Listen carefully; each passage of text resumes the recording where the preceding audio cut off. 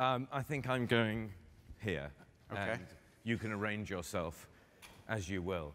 It's lovely traveling across the country just to spend more time with John Montgomery, who has the office next door but one from me.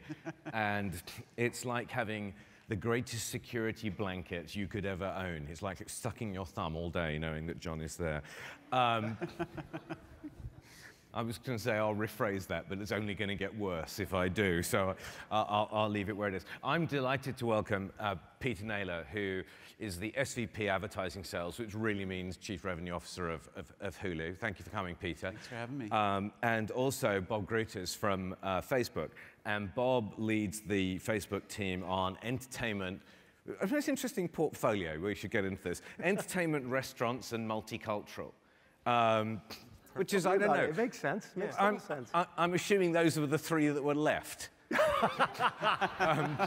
Well, in fact, they took restaurants away from me, and now I do tech telco. So Oh, tech apparently telco. I did a horrible job with restaurants. Did you really? Must Okay, have. well, that's Yeah. good. Okay.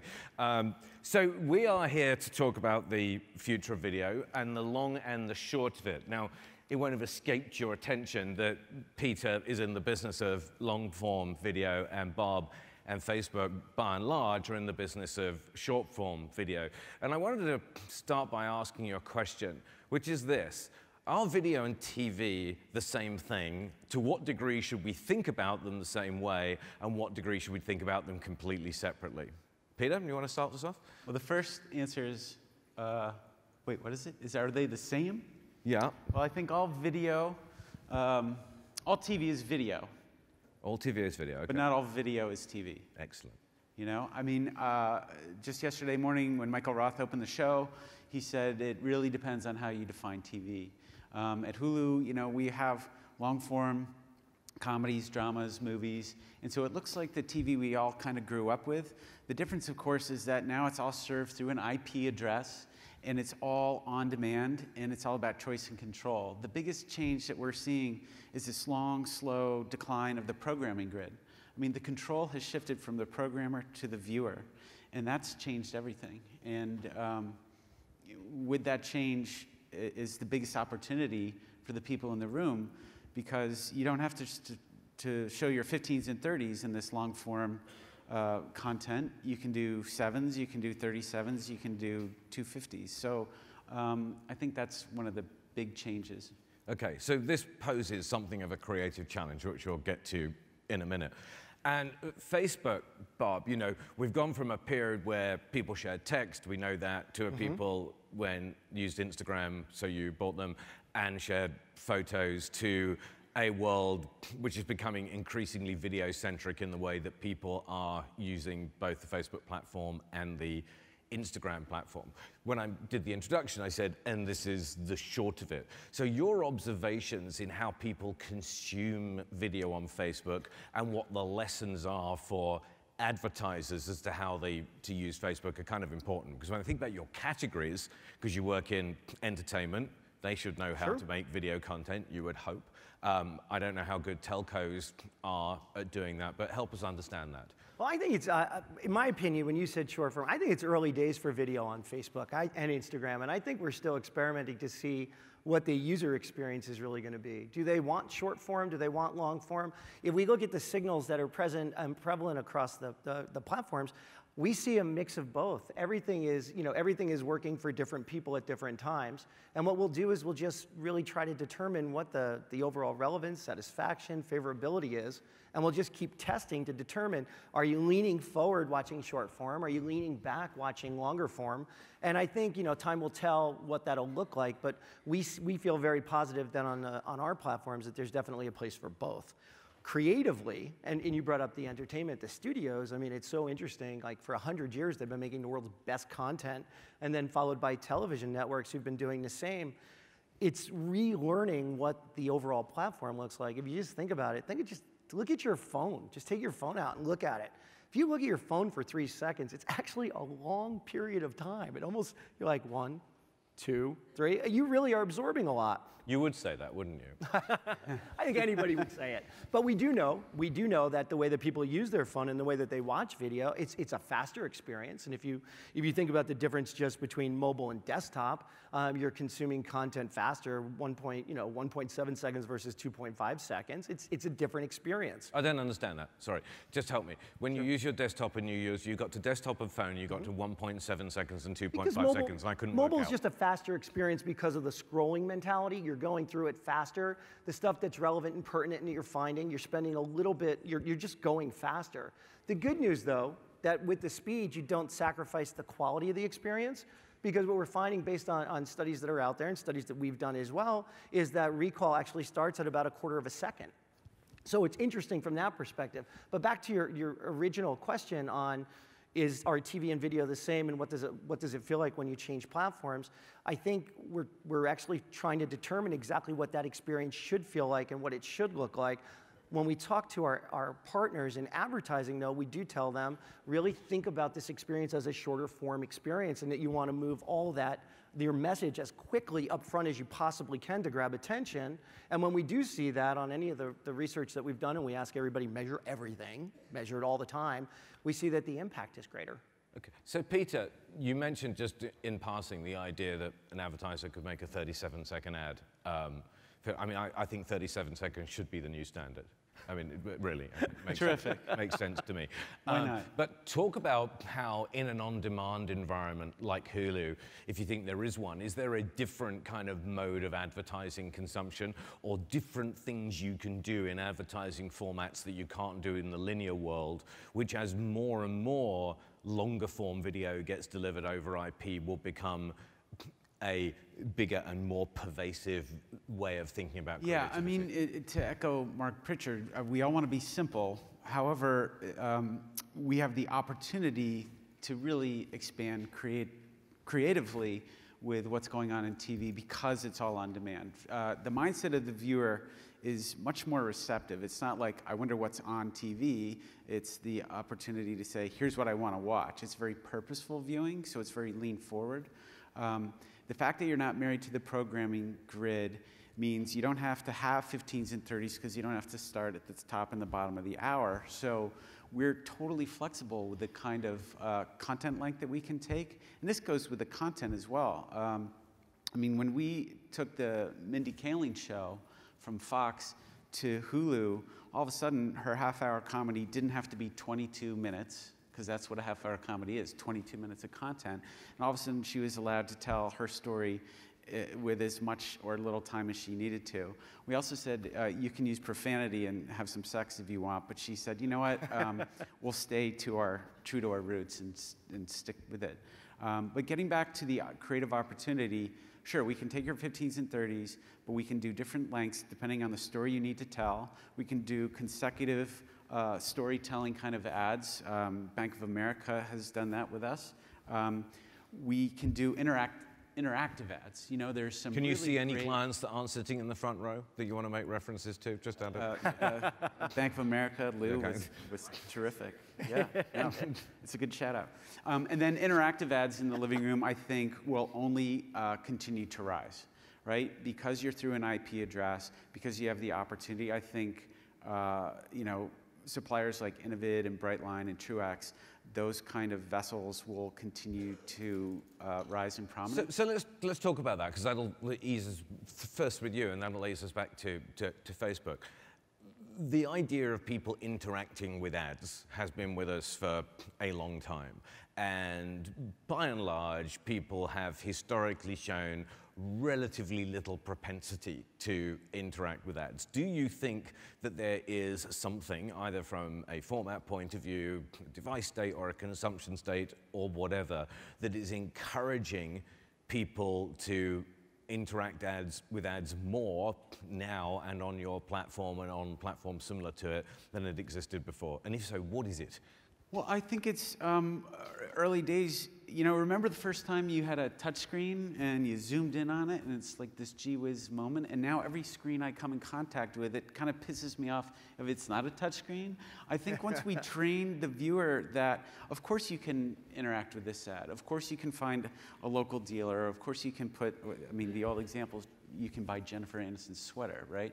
I mean, now you can start to have shoppable, really transactionable commerce opportunities in what used to be a broadcast one-to-many, and now it's one-to-one and interactive. It's all the promise of digital media realized in the TV environment. So I think all the cues will, to invite people in, will rise, and people will just come to expect that. Of course I can transact. When you talk to advertisers about capturing that opportunity, what kind of response do you get? And I'll tell you from honestly that one of the things that I get pushback on, I mean, I met a client once and I asked them this, shan't do it again, but I did it.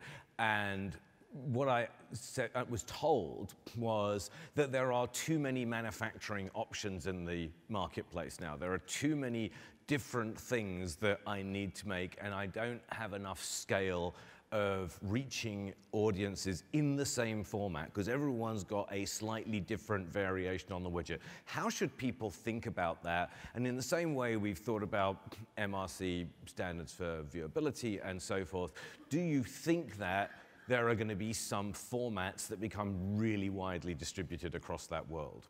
Yeah, that's when I point back to the middleware of, you know, a Brightliner and Innovid. I mean, so many people complain about an ad tech tax, and I think this is a place where ad tech could make a big difference, because if you've got a lot of publishers who are certified to run a certain suite of interactive ads, then those formats will take hold and the market will just say, like, this is the format. I mean, getting back to, oh, my product and service is too complex, then just do something simple. Make it a choice-based ad, make it just a modest amount of data capture or some kind of feedback for more. Start simple and let people know that they can do something creative with your creative.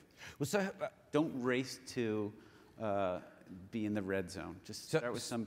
So I'm excited by the idea of kind of communicating to the market a kind of dividend from ad tech and a real value ad, and hopefully reducing or at least creating the idea that the value created exceeds the cost incurred. And it seems that this is a kind of very promising line of inquiry. I think so, and I like that language, the ad tech dividend, because they can help reduce friction and increase returns.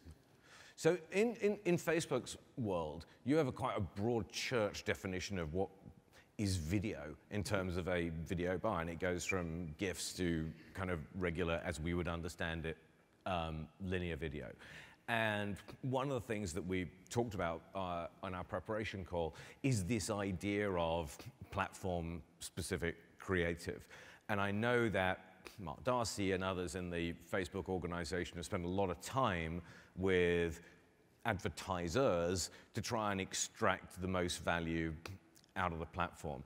And I think I'd love to hear you talk about some of the different ways outside of linear video that people have used Facebook that makes the use not only of the native qualities of the platform, but also of the device, and really works for the user experience. Yeah, I think it's really interesting when, especially in the world that I play in, we see a lot of TV commercials, you know, migrate over to our platform, and is that the right thing to do? And the answer is probably think a little bit more about the device, think about the user behavior, and then what would you do differently if you were going to really think about the scale of the audience that you can get across a Facebook and an Instagram, and the message that you want to impart based on the action or the reaction that you're trying to get. I think if I go back to this, I'm old, so I mean, I was in print, and I remember, and outdoor, and I would never, ever advocate that you would take a print ad and throw it on a billboard and think you'd get the same result. It just wouldn't work. Long form, give me 6 words on a billboard and make them pertinent and get my attention fast. Or there's going to be a lot of accidents on the road. So you want to do the right thing for the platform. And I think when we're talking to the partners that we have, whether they're in film or telco or CPG, we want to get one point across is you need to capture attention really quickly. You need to go ahead and you need to grab that. And think about how you're going to do the messaging. And you talked about, do I have to make all of these different ads? Do I have to do all this stuff because of the plethora of choices that are in front of us as marketers today? My advice would be, if you're following the audience that matters to you, where are they? and then design the messaging that's going to be appropriate for the largest amount of those folks that you're trying to capture and affect. And if that's going to be on mobile, which we believe it is, and I think a lot of people do as well, start to think about what you would do that would be really impactful and really interesting. I'll give you an example. You mentioned studios. For 100 years, they have been making the world's best creative movies that captivate. They make us laugh, they make us cry, they make us wow, they make us do a lot of different things. Then you take that 2.5-minute trailer and you put it onto a mobile device, and you've got a challenge ahead of you. How do you grab attention? Remember how people like to tell story in the movies, right? It's a little bit slow, and it draws out, and it gets really exciting, and it pays off over here. In mobile and in Facebook, we're telling them, make that moment happen here. Do that right up front. So with Sony Pictures, we were faced with the movie Money Monster, and one of the things that they were doing, we're looking at it and seeing what we could do and what we could test, and we were having a lot of fun with it, fun that we measured at every step of the way. And what we're able to do is determine to get people in a movie that has George Clooney and Julia Roberts, right, major star power, you need to get them up front in that clip.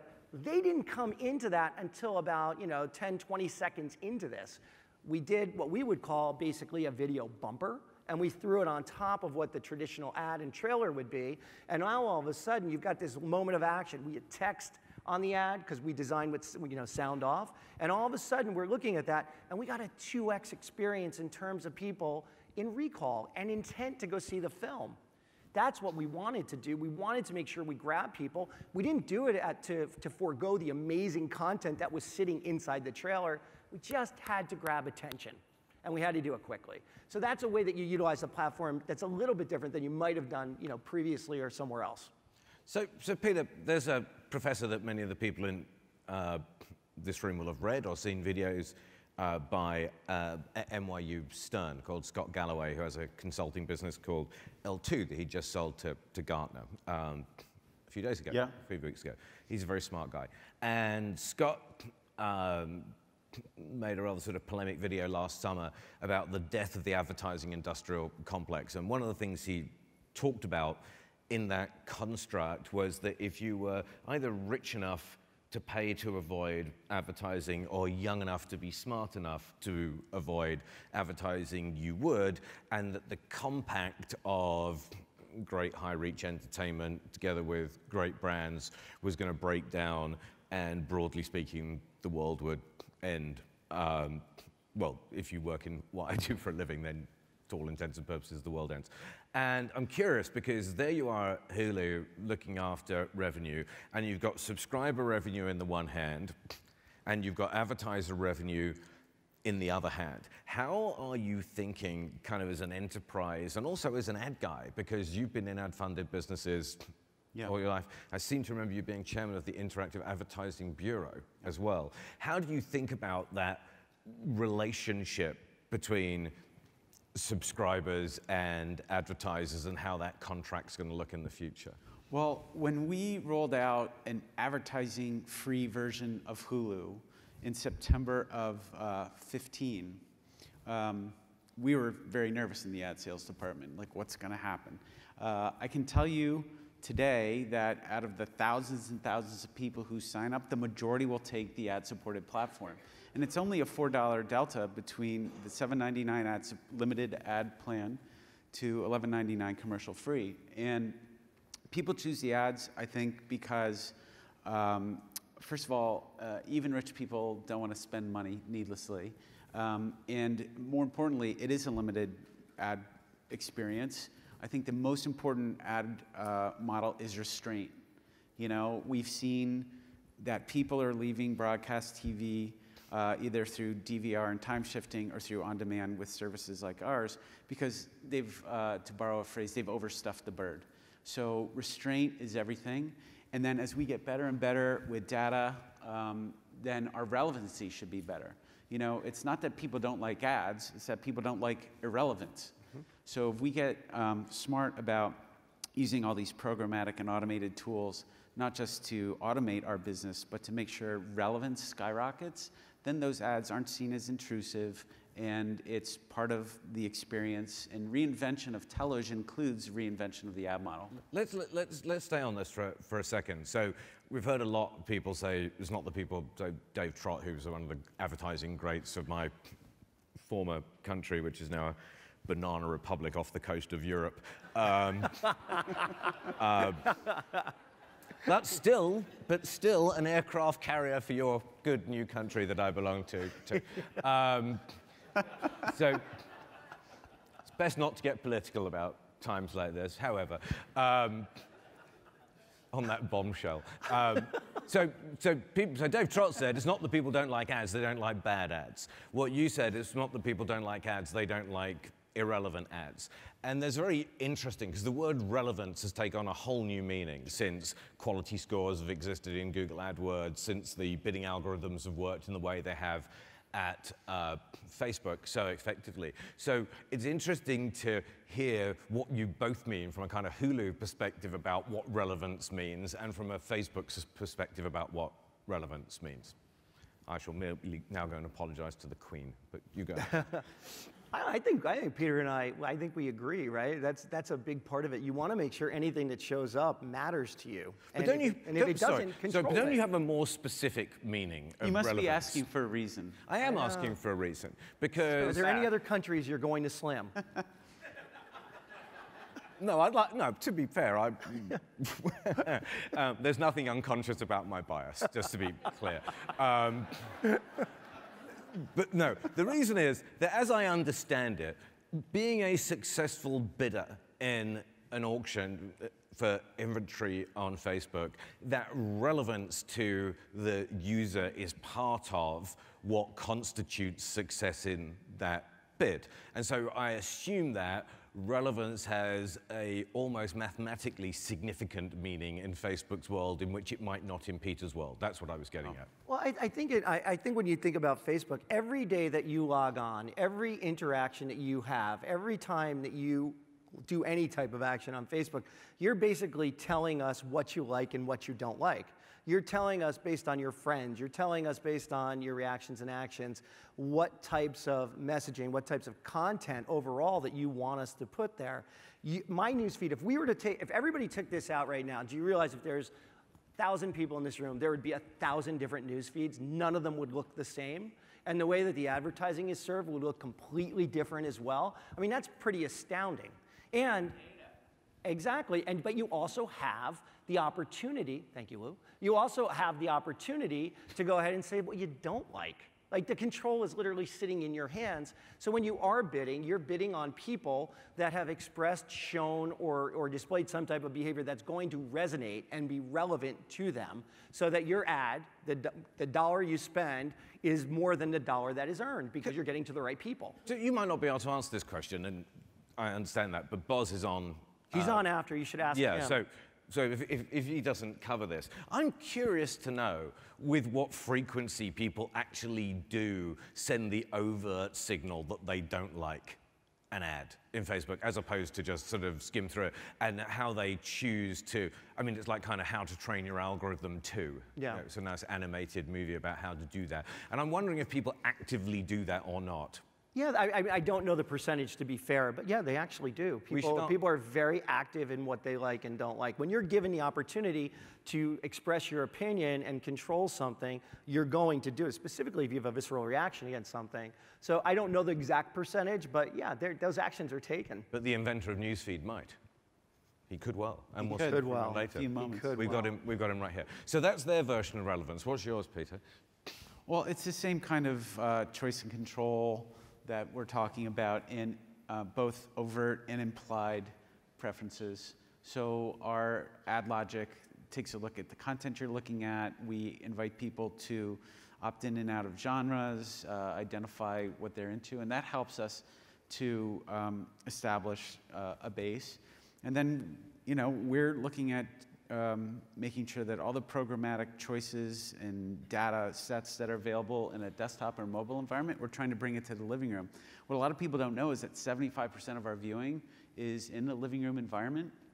So again, this whole IPTV idea, it's not just on a mobile or desktop. It's going to, if you want to know where all TV's going, you just kind of look at what we're doing today, because it's all connected, and it's all going to be informed by not only implied data, but also BYOD, bring your own data, and that's how it it really plays itself out on a relevancy scale. So Bob, there's a couple of big things happening in the video world at Facebook this year. I mean, obviously, live video, which is mostly great and occasionally not great, has been a push that started in the spring of 16, I guess, and is now a significant part of the platform. And also your outreach, both with your words on your wallet to professional content producers to bring longer form content to the platform. What are the early experiences telling us about the interaction between advertising and either live video on the one hand and longer form video on the other? Because it seems that this is a new area for Facebook to be tiptoeing around. Yeah, I think live video, and for both of these, to be really, really clear, it's incredibly early, and we're still looking at everything that's coming in. But we do have a lot of partners that are utilizing live as part of their overall messaging to consumers. And I can tell you, I mean, when we're speaking to anybody, just because you can go live does not mean that you should as a marketer. What are you trying to say? What is the impact of being live going to mean to the consumer? Launching something, making some kind of exciting news. I don't know if any of you guys saw this, but for Game of Thrones Season 7, they had this they had a block of ice that was melting. Yep. I mean, that is insane, and people stayed glued to watch what was going to happen and what information they were going to get. And it's that FOMO moment, right? Of, if I stop watching this, something huge is going to happen, and now I'm going to have to hear about it from somebody else not happening, especially if you're a rabid Game of Thrones fan. So there's hope for paint drying video. There absolutely is, and more cat video. So definitely more cat Peter, video. I'm worried about Moore. time, and this might need a bit of an answer from you. Yeah. How is it that you chose the name? I know you didn't personally, but corporately, how is it that you chose the name Hulu for the company when the name Oath was available at that time? Well, the nice thing about both of them is that they're 4 letters. Yeah. You know, it's easy to type in. Yeah. No, but Hulu actually does mean that's a riveting something. question. Now, Hulu, I think it's a little bit of a myth. Apparently, it's like a holder of precious things, but I think they made that up after they coined the name. Really? Okay. Yeah. All right. Yeah. Sorry, I had to ask. I thought there might have been a long story. No, the Oath thing is So you're it's obviously an elaborate setup for you're obviously in the your OT joke. Well, I thought one of you was going to give me a chance, and I had to make my own ground there. Yes. So there are now in this country, and more with Google's service launching tomorrow, I think, and there's your services in OTT, there's DirecTV Now, there's Sling, there's all of these things. And so it seems that the use case for video across devices with the user in control is now becoming a bigger and bigger thing. So to what degree are you starting to collaborate with the other providers of OTT to think about, from a creative and indeed a measurement point of view, how people might think about that wider ecosystem rather than just within Hulu's walls? Well, I think from a measurement point of view, we're happy to work with the trade associations to try and make it as easy to plan for our space as possible. We want to reduce as much friction from measurement. From a creative point of view, we're absolutely going to not collaborate with them because we think we will differentiate with interface and navigation. You know, if we all have ABC, CBS, Fox, and others, and we all have the same content, then the real differentiator for these skinny bundles is going to be experience, interface, navigation, and for us, because we'll have the live skinny bundle, the live channels, combined with our SVOD service, you know, we're going to try and bring all of that up to the surface, so it won't almost matter if you're watching a live stream or an on-demand stream when we present it to you. So we're going to absolutely try and differentiate. But are you going to try and creativity? You want to well, that's creativity in the visual and operational interface of the platform. I'm thinking about more about the harmonics between the platforms in terms of what's available to advertisers. Or you think you can differentiate that too? Well, the first thing we're going to focus on, I think, is measurement to make it as easy to equivalize and come up with ways that, so you can understand what happened to your declining gross rating points and how you can reassemble the audience back in these new environments. I think that's probably the most important thing for media. Okay, so what we ended up with determining is that all TV is video, but not all video is TV, that harmonics and measurement are important, that there might even be a ad tech dividend available for the management of video assets online, and that if there's one area we need to do is align on measurement, and we have to take advantage of the interfaces you're creating for the use case that matters to the consumer. Did I get that about right? Sounds terrific. Brilliant. Can we all take the oath? Four-letter company. Yeah, four-letter companies. Yeah. Peter, Bob, thanks very much. It's been a pleasure. Thank you. Thank you. That was good. All right.